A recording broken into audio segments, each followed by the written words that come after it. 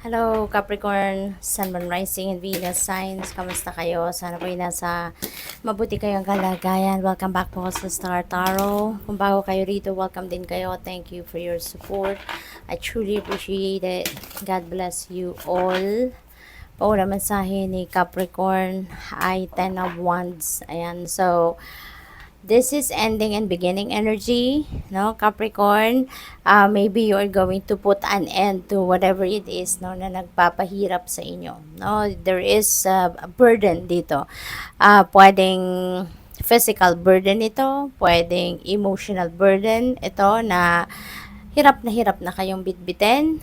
Kaya gusto nyo na tong gusto nyo nang ibaba, no, kung ano man yung karga-karga ninyong mabibigat, no. Pwedeng sa trabaho ito, pwedeng task ito, 'di ba? Na baka lahat na lang binibigay sa iyo, baka lahat na lang na responsibilidad sa trabaho, 'di ba? Duties ninyo, aside from your duties, baka meron pang karagdagang trabaho binibigay sa inyo. Kaya siguro ang tendency, you've been working long hours, no? Overtime kayo ng overtime. Na hindi nyo naman siguro kagustuhan, but you need to, no? To work overtime para matapos kung ano man ang inyong ginagawa, or mabawasan man lang kung ano man yung task na binigay sa iyo.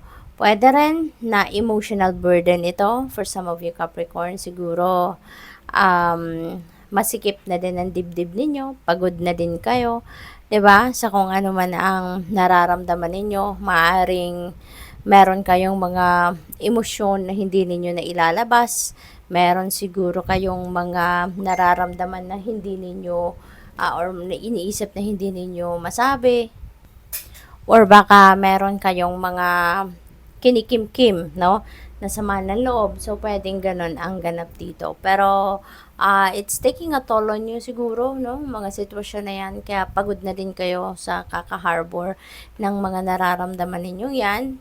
Pinagtitiisan ninyo. Kaya, siguro sa ngayon, you're going to put an end to that. Tatapusin mo na yan, no? What else? We have 8 of Cups. Ayan, you're walking away from it, no? Iiwanan mo na. So, siguro, ang iba sa inyo, you're going to give up na, no, sa sitwasyon na yan. Kasi alam mo naman na hindi na yan nagdudulot ng highest good, no, para sa inyo. Kaya, pwede rin na iiwanan mo na yung sitwasyon na yan. Pwedeng you're really going to say goodbye to it, no? At, kasi alam mo, no, alam mo na meron ka namang choice, 'di ba? Kaya lang sobrang bait ninyo, sobrang considerate ninyo, kaya nagtiis kayo, no? Nagtiis kayo, nagtiyaga kayo, no? As much as possible ayaw ninyong magreklamo, as much as possible ayaw ninyong mahirapan pa ang iba. Okay na kayong mahirapan, wag lang sila, 'di ba? Yung mga ganon. Pero ngayon maybe talagang hindi na kaya, no? Hindi na kaya, hindi na to magandang sitwasyon na kinabibilangan ninyo, hindi na to maganda para sa'yo, hindi na to healthy para sa'yo, kaya you're going to walk away from that. Maaari din ang iba sa inyo, you're going to walk away from what it is, na kung sa trabaho man ito related, kasi isa din sa mga nararamdaman siguro ninyo is this is not yours anymore. Hindi na to ang gusto mong ginagawa. Hindi na to ang para sa'yo. Hindi na to yung sa tingin ninyo deserve ninyo.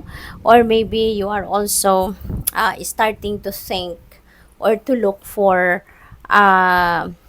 yung purpose ninyo. Siguro na pag-iisip-isip ninyo, what's my purpose in life? Ito ba yung ginagawa ko ba? No? Ito ba yung purpose ko? Pero maaaring ma-figure out ninyo or maisip ninyo na parang hindi. Kasi otherwise, sana masaya kayo. 'Di ba? But the fact na siguro hindi na nga kayo masaya dyan, hindi na rin kayo komportable. Kaya alam mo na hindi ito ang para sa'yo. Hindi ito yung purpose mo. No? Kaya maybe you are walking away from that to find your purpose, to find a deeper meaning, no, of your existence. Kaya aalis kayo. So, maaaring may travel din dito na magaganap for some of you. This could be travel related, no, na sitwasyon. What else? We have 6 of Pentacles. Ayan. So, ang maganda rin sa inyo din, ano, Capricorn, you're very generous, you're very compassionate.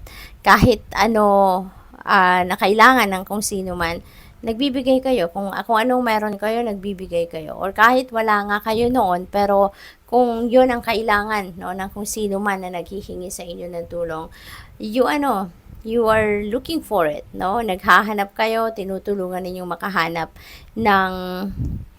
tinutulungan ninyong makahanap nun, no? Kung ano man yung kailangan nila, 'di ba? Tinutulungan mo sila na hanggang sa makuha nila kung anong kailangan, yung gano'n, no? You're very supportive, you're very compassionate.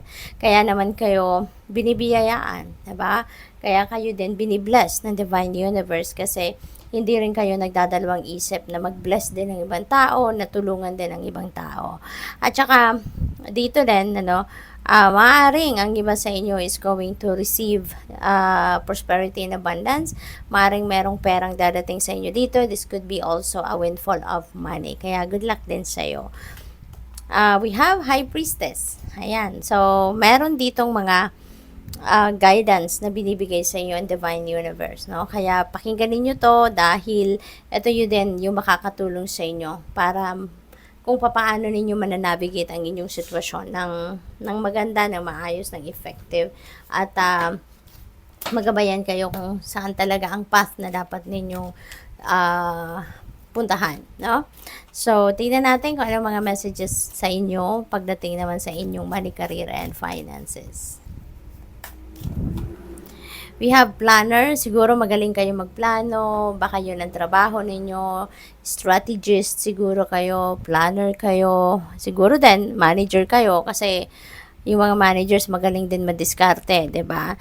Take financial inventory and see what needs changing. Ayan, so siguro pinag-aaralan din ninyo ang inyong sitwasyon, no? Pinag-aaralan din ninyo ang mga bagay na pwedeng gumawa kayo ng adjustments, yung mga ganon. Event planning, project manager, or a professional organizer. Yan. So, maybe along those lines, yung trabaho ninyo.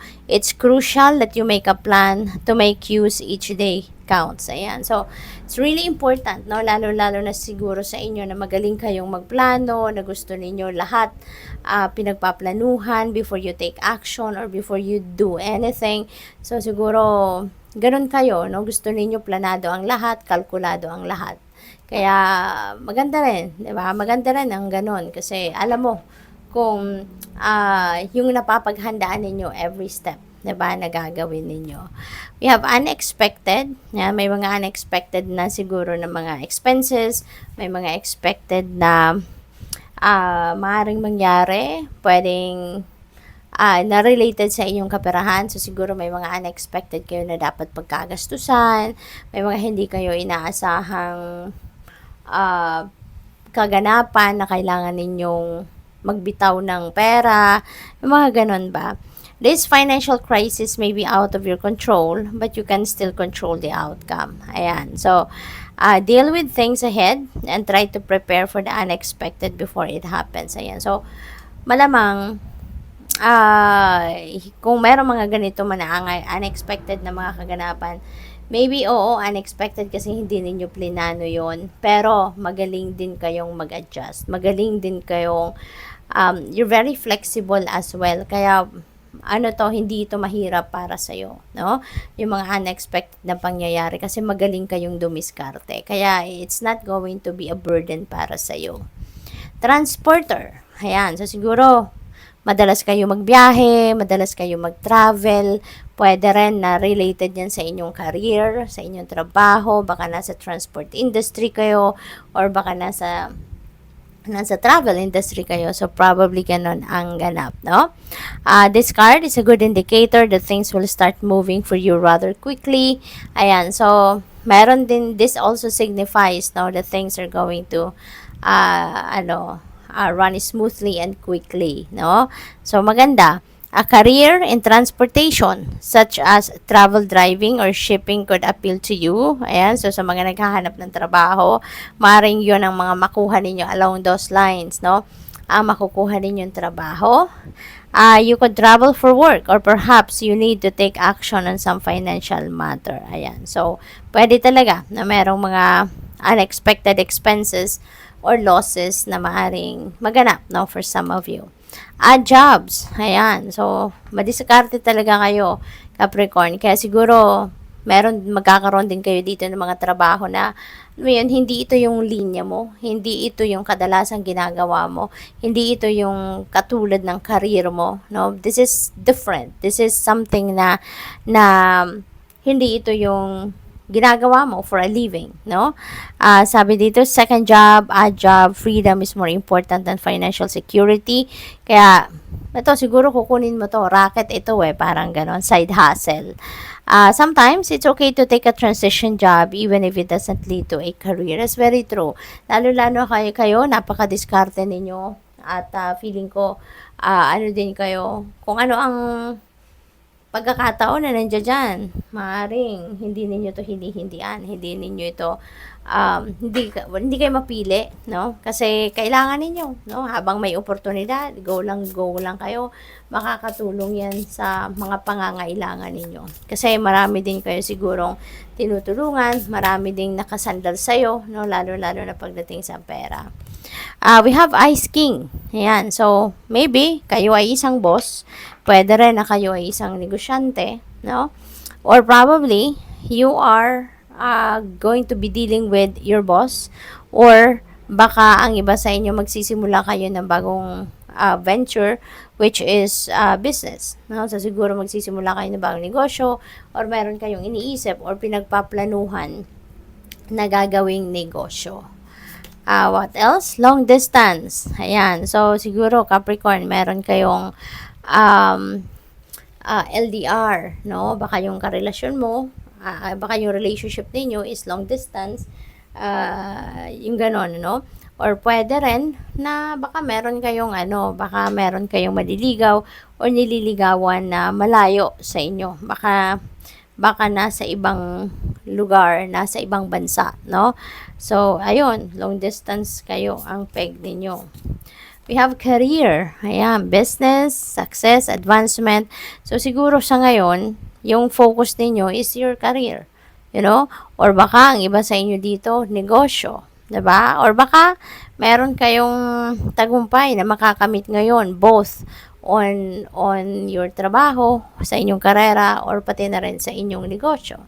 So, pwedeng may ganong ganap dito. Pwede rin na magbabago kayo ng career path, no? Dahil, yun nga, you are up for career advancement. So, siguro habang may oportunidad, so, kukunin nyo ito.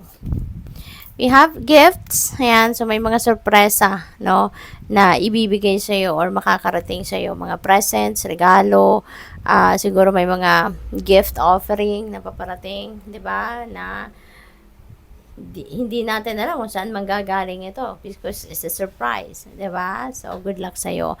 Thank you for watching. Love and light. Namaste.